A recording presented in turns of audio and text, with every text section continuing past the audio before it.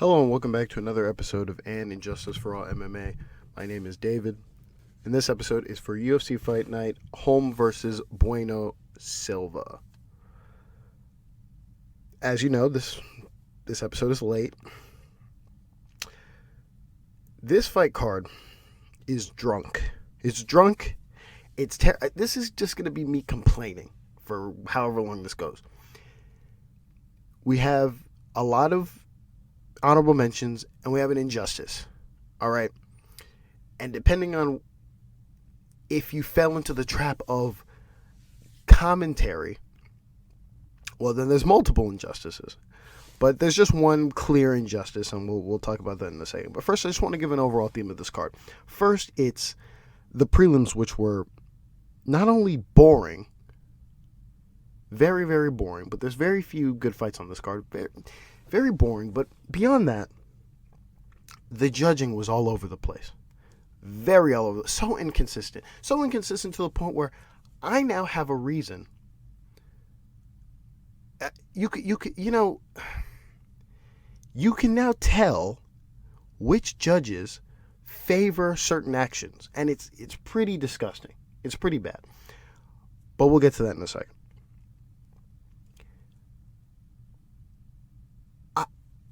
This fight card, for a multitude of reasons, pissed me off. Let's start off with the first part. The prelims, slow. Then we go on to the commentary, which is basically, I thought Bisping was bad. No, how about the fact that DC can't score to save his life? Or Dom just repeats the same thing over and over again, and then also has a bad way of scoring things. Brendan Fitzgerald will also occasionally do the thing of, this round is close, this round is close, this round is close. Oh my God, I think that guy won because of damage. I think that guy won. Shut the fuck up, all three of you. You know the craziest thing I heard? During, I want to say during Maddalena and Hafez, round one, okay? Not even, I swear to God, not even 3 minutes into the round, DC said, and I'll get to my scorecard in a second. I know it looks wonky, but I'll whatever. Not even 3 minutes into the round, Hafez is on top of Maddalena.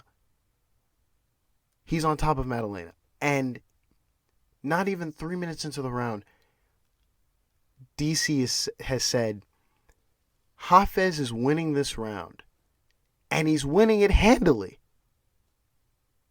I'm so lost for words. Or how about round 3, when Dom then says,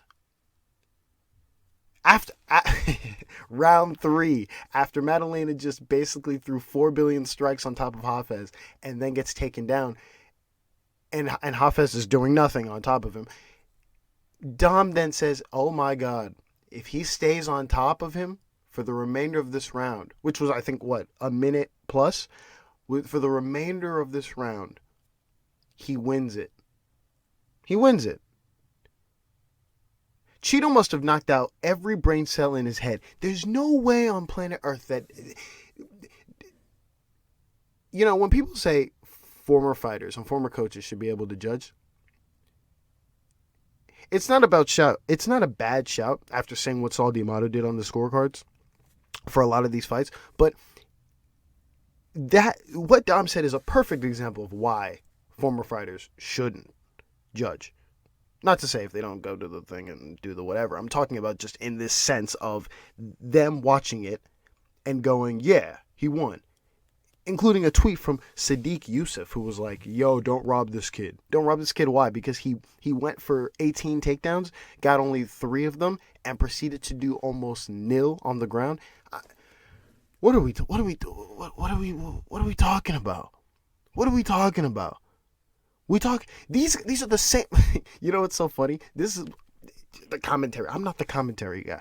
I'm not the guy that complains about commentary. But it's coming to a point where I'm going to have to start complaining about commentary Because we can't every week do the thing where they talk about damage, and then this fight, they now change their standard of how the fight is scored.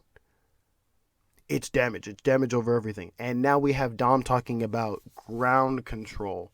Not ground and pound, ground control. We have DC talking about he's winning the round handily because he's on top of him, not doing anything. They're saying he won the round, not based off of him striking the opponent out, but I don't know, just they changed the standards all of a sudden. They're like, oh, he's going for a bunch of takedowns, therefore he's winning. Hey, let's tune into Anthony Smith because he fought with him. What? I had a great point, but I just lost it through that stupid rant. The commentary they continue to waffle on about nothing that benefited a lot of the fights tonight. Let's start off with the first thing. Let's just start off with the first thing. Nam versus Maksum. Okay? Nam versus Maksum. I'm going to talk about the judging portion real quick, and then I'll go into the overall theme of this fight, because there's a weird theme in this fight that there's something real weird about how these fights are commentated on. Not saying it has any effect on the judging, obviously it doesn't, but that's a separate point. Nam versus Maksum, I had this 30-27. This ended up being a split decision. Maksum won, but 30-27 in favor of Nam. Okay, 30-27 in favor of Nam. In the first round, Nam outstruck Maksum. Okay, Nam just outstruck Maksum. Simple as that. He outstruck Maksum. At the very end of the round, Maksum tried to go for a takedown and did not get it. Now, it's close on strikes, relatively speaking, but Maksum still outstruck him, and then Maksum went for a takedown, did not get it. Cool. Real quick segue. This was an example of a fight where Brendan Fitzgerald's dumbass wanted to talk about moments, as though that's in the fucking scoring criteria. It wasn't a moment as though Maksum landed a crazy shot on him. By the way, in all three of these rounds, Nam outstruck Maksum, and they both occasionally landed big strikes on each other. So the fact that in this fight, it was riddled with Brendan Fitzgerald sprinkling in, but the heavier strikes are from Maksum. That's bullshit. When both of them landed basically the same level of strikes on top of each other. But I digress. Second round, Nam outstrikes Maksum. Third round, Nam outstrikes Maksum again. Maksum gets a takedown. It's a goofy takedown. It's just a regular takedown, but he does nothing with it, and gets totally outstruck on the feet. This fight is not close in any sense of the imagination, but for some reason the commentary really tried to make it seem that some lanky striker, some lanky fighter who is 16-0 or whatever his record is, couldn't beat Tyson Nam. He couldn't beat Tyson Nam, and he didn't beat Tyson Nam. Couldn't even take him down. He took him down once this entire round. And maybe he was credited for 2 because the UFC's statisticians are wild. And you know what's even crazy about this? It's crazy how when the statisticians do get it right, the commentary then want to sound weird about it. Again, somewhere riddled in this card is the commentary going, I felt as though that guy was outstriking him. And I'm looking at the strike sheet that they showed up, and I'm like, no, that's pretty accurate. You guys aren't watching the fight. Every time I look over a commentary, it's DC looking over a Dom looking over a DC, and then looking back to the screen going, yeah, man, he's doing such a great job. Like, you can't score and commentate. And I'm not saying they shouldn't score the cards, but if you're not looking at the screen the entire time, then you shouldn't be scoring the card. So that's Nam versus Maksum. You go to the judges' scorecards, okay, and Saul D'Amato, who I'll just say it once here because maybe I'll reference it later. No, I'll say it when we'll get to it. He gives the first 2 rounds to Maksum. Crazy. gives the first 2 rounds to Maksum. You could maybe argue the first round for Maksum, maybe, on some planet. The second round for Maksum is criminal. That's nonsense. Chris Lee does the same exact thing that Sadykhov does. So, again, criminal. Brian Pacquiao gives the first round to Maksum. I think that's stupid, but it gives the last 2 rounds to Nam. It's insane. So Sadykhov 29-28, 29-28 Chris Lee, both to Maksum, and then 29-28 for Nam. Brian Pacquiao gives it to Nam. This is just nonsense. All night tonight, drunk scorecards. Let's go to the next thing. Okay. Honorable mentions. No more robberies on this card. Honorable mentions. We have Evan Smith versus Perez. Okay. I had this 30-25. Maybe 30-26, but I had a 30-25. 10-8 in the first and the third round for Perez. In that first round, Perez outstruck Evans on the feet and had 3 takedowns with ground and pound. Possible 10-8, but I gave her a 10-8. Second round, Perez had 2 takedowns with ground and pound. And then the third round, Perez had 3 takedowns with ground and pound and outstruck Evans on the feet. Again, a possible 10-8. I gave her a 10-8 in that round. You go to the judges' scorecards. Mike Bell, his scorecard reflects mine. Derek Cleary, his scorecard reflects mine as well. And then Brian Pacquiao only gives the third round a 10-8. And then gives the first 2 rounds a 10-9. So his scorecard is 30-26. Next on the honorable mentions is Deaton versus Munoz. Now, the reason why I put this in the honorable mentions is because, let me read out my scorecards. So I had this 29-28 Deaton. First 2 rounds I gave to Deaton. Third round I gave to Munoz. First round I put a close marker on. It's very close. You can argue it. You can argue the first round either way. You go to the first round. Deaton definitely outstruck Munoz. But here's the reason why I put a close marker on it. He outstruck Munoz, but not by a large margin, but just reasonable margin. And then there's this weird thing that happened where I want to say middle of the round, maybe top of the round, somewhere around there, he drops him. Now, he doesn't drop him in the way that we always talk about dropping, where the guy, gets dropped backwards, gets dropped to the side, forward, whatever. He kind of goes down to one knee. He kind of pulls a Kaepernick. He goes down to one knee, and it pops right back up. So it's one of these, it's a quick knockdown. It's a quick, phantom knock. It's kind of like it's just a quick knockdown. It's a really quick knockdown, and he gets back up. Somehow, some way, you could argue that round for Munoz. But in no way could you argue that Munoz outstruck Deaton. No way on this earth. No, not possible. Second round. Deaton outstrucks Munoz again, but this time it's by a much wider margin. And the same type of drop happens where he gets dropped again, but again, down to one knee. It's not an actual drop where he gets dropped. I hope that explained how I'm trying to say drop. But he definitely wins this round. There's no closeness to it. Again, this time the drop again happens very at the top of the round, and then Deaton goes on to outstrike Munoz by a much wider margin. You then go to the third round, where this time Munoz drops him for real. He gets dropped the correct way and has 2 takedowns with ground and pound. You go to the judges' scorecards. Derek clearly has a 30-27. This is ridiculous. This is absolute bullshit. It's absolute ridiculous. The fact that he didn't give round 2 to Deaton. This is a terrible scorecard. Honorable mention to Derek Cleary. Sadykhov, who is going to get all the honorable mentions on this episode, has a 29-28 for Munoz. Honorable mention there. I'm sorry, not an honorable mention, excuse me. Has pretty much the okay scorecard.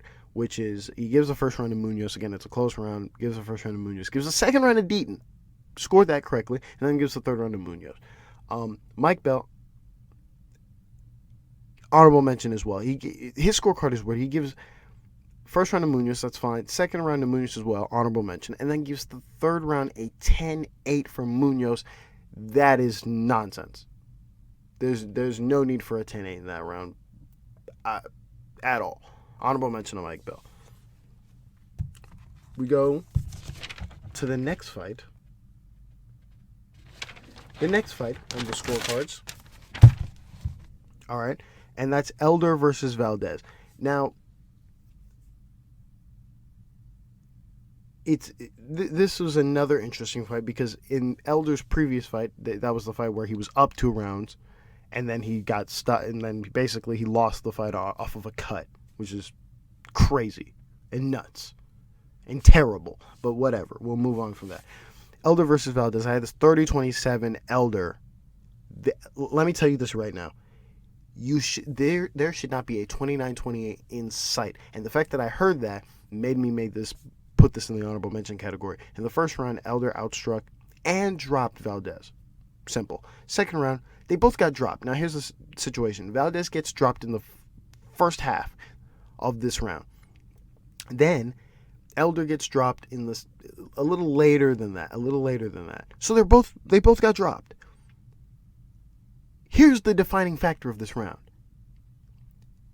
Elder outstrikes Valdez. He outstrikes him before Valdez gets dropped, after Valdez gets dropped, and then he outstrikes him after he gets dropped. There's no way on this planet that you look at your scorecard after watching that round, you go, yeah, Valdez won that round. I don't know how anyone could do that. Then we go to the third round, where, again, Elder outstrikes Valdez. And go to the scorecards. Okay, Adelaide Bird is the only one who scores this relatively correctly. It's crazy. Fans will hear it and they'll go, Adelaide Bird scored this correctly? Yeah, 30-26. She gives a 10-8 in the third round to Valdez. That's fine. I wouldn't do it, but that's fine. 30-26 to Elder for Adelaide Bird. And then you go to the two stupid parts, which is Derek Cleary and Junichiro Kamijo. They give it a 20. Their scorecard is the same. They give it a 29-28 to Elder. They give the second round to Valdez. So honorable mention to those two. That's nonsense. I'll repeat it again. Both get dropped. Elder outstrikes Valdez the entire way. So honorable mention to those two. You go to the next scorecard, and that's Lingo versus Costa. I had this 30-26. I gave a 10-8 in the first round to Costa. In that first round, Costa outstrucks Lingo. He outstrucks him pretty much the entire round. He's just nonstop landing. Possible 10-8 there. Round 2, Costa gets dropped. It's a quick knockdown, but this happens occasionally. He gets dropped, and he just goes on to he's outstriking Lingo. After getting dropped, gets back up, just continues one-way traffic, just continues to outstrike Lingo. This round reminds me of, I mention this all the time, Colby versus Masvidal, where Colby gets dropped pretty early in the round and then just goes on to dominate Masvidal via grappling, really. So, that's an interesting way to score that. It's either that or judges just score main events differently from the smaller fights, which is gross, and I don't like that, but whatever. And then the third round, Costa outstrikes Lingo again, has 2 takedowns with some ground and pound. That's where you get my 30-26. You go to the judges' scorecards, and Saul Diamata has a 30-26. He gives the 10-8 in the third round. Okay. Junichiro Kamijo has a 30-27, and then Brian Paculio has it 30-27. So there's that. You go now to the next honorable mention on the card. The next honorable mention on the card is Lutz versus Baghdasaryan. I had this 30-27 Baghdasaryan. Put a close marker on the first round, so you can argue that round for Lutz if you wanted to. In that very first round, Baghdasaryan In the very first round, Baghdasaryan outstruck outstruck Lutz barely. Lutz had a takedown and proceeded to do zero things with the takedown. So that's where you can kind of argue it for Lutz, because Baghdasaryan barely outstruck him. Lutz had a takedown. You can do what you want with that one. In the second round, Baghdasaryan outstruck Lutz. Lutz had a takedown, but that was it. And then in the third round, same exact thing. Baghdasaryan outstruck Lingo again, and Lutz had a takedown. You go to the judges' scorecards. All three judges, Adelaide, Bird, Derek Cleary, and Saul D'Amato, give the first round to Lutz. I disagree with that slightly, but I get it. And then they proceed to give the last two rounds to Baghdasaryan. 29-28 on all three of their scorecards. You go now to the next honorable mention, and that is Duraev versus Park. Park obviously won in the second round via submission. I gave a 10-9 to Park in the first round. In that very first round, Duraev outstruck Park by about, I want to say, maybe 4 to 5 strikes. And then towards basically at the very end of the round, Park had a submission that was in. Very close submission out. Very, very close submission to close the round. And that was enough to give him the round. You go to the judges' scorecards. Derek Cleary and Chris Lee give that round to Park. And then Saul D'Amato has a 10-9 to Park. This is where I'll bring this up. Honorable mention to Saul D'Amato. This is where I'll bring this up. We have now found a clear example of a judge who favors grappling a lot more than striking. This is an example. There'll be another fight that I mentioned later on. That's an example. The Hermansson-Strickland fight is another example. The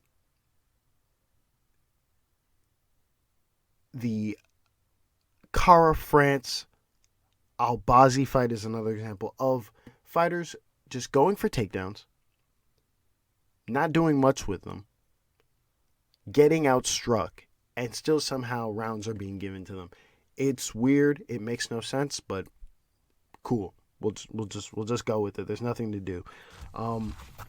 We go to the next honorable mention. I believe the last honorable mention. Thank God, the last honorable mention, and that is the fight that pissed me off the most, because the commentary team decided, you know what we're gonna do? We just don't know how to score. And I've already explained this at the top of the episode, but I'll skip over that. Maddalena versus Hafez. I had this 30-27 split decision in this fight. 30-27. I understand everyone's going to look at the scorecard and go, why didn't you give the first round to Hafez? I'll explain in a second. In that very first round, the round that DC said Hafez was dominating for sure, Maddalena outstruck Hafez. He's outstriking him. By the way, the odds kept coming up in this fight, and each time they brought up the odds, I was like, I'm glad the odds makers, or whoever was behind there pressing the keys for the odds makers, were like, yeah, we see that Maddalena is outstriking him. But anyways, Maddalena is outstriking Hafez. Hafez gets 2 takedowns. One of them is basically just, he gets him down there and then Maddalena gets up pretty quickly. The second one, he's on top of him for a little bit, but proceeds to do little to no ground and pound on it. And the ground and pound that he lands are shots to the leg of Maddalena. But beyond that, Maddalena is outstruck Hafez in this round. That round goes to Maddalena in my view. You then go to the second round, and this is where I'm astonished that any of these rounds could go to Hafez.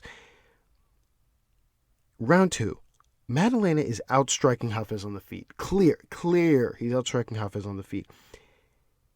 Hafez gets a takedown. Proceeds to do little to nothing on the ground. And Maddalena is much more active than he is on bottom, than Hafez. This round goes to Maddalena. Insane. But forget about even what happened on the ground for a second. He is outstriking Hafez on the feet in total. You go to the third round, which is, come on, Dominic Cruz saying if Hafez stays on top of him, he wins the round is stupid. Maddalena just kills Hafez in this round. He outstrikes him by a stupid margin. Maddalena gets a takedown with some ground and pound, by the way. Hafez has a reversal and does very little to nothing with it. And then Maddalena outstrikes him by a billion. I mean, at the very least, or most, I don't know how to use that phrase correctly, but at the very least / most, this fight is a 29-28 Maddalena. And stupid Sadykhov saying, hey, don't rob the kid, needs to understand the scoring system. We go to the scorecards, where Saul D'Amato just thinks that grappling, that he thinks this is a grappling tournament, and so decides 29-28 to Hafez, giving him the first 2 rounds. Honorable mention there to Saul D'Amato. That's insane. And then Junichiro Kamijo and Chris Lee, with relatively the correct scorecards, which is 29-28, gives the last 2 rounds to Maddalena. Insane. That's the end of this whole card. Holm versus Bueno Silva. Bueno Silva with a submission in round 2. Guys, the right fight to make. I'm putting on my matchmaker hat. The correct fight to make is Pennington Bueno Silva. The fact that the male divisions don't get away with this. I'm just pissed, right? I'm just so pissed. The male divisions don't get away with this.